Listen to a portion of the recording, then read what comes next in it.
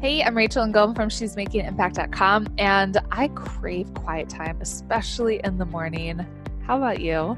So I'm definitely not an extrovert. I might seem like it on video sometimes. I'm not.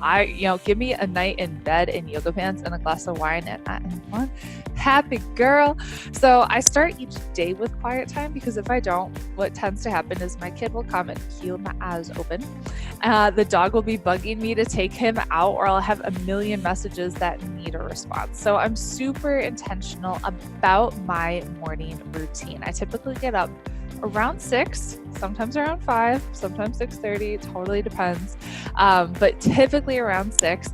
And what I do is get coffee, and water. And then I sit down and I read a devotional. I read some good pages of a good book. Right now, I am going through the Bible an entire year, and I'm actually reading a really good book called The Case for Christ, but I have a bazillion personal development recommendations if you're not faith-based or whatever you prefer. I read a little bit of a good book, and then I just have some quiet time.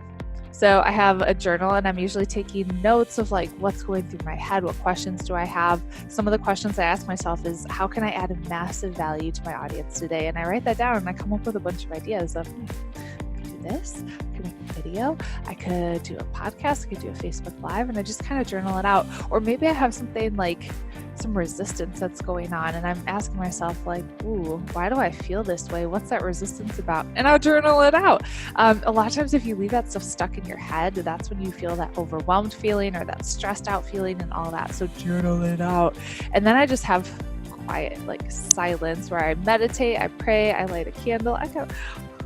So they have Yankee candles in France, but they're really expensive. So when my mom comes, I'm having her bring me some Yankee candles.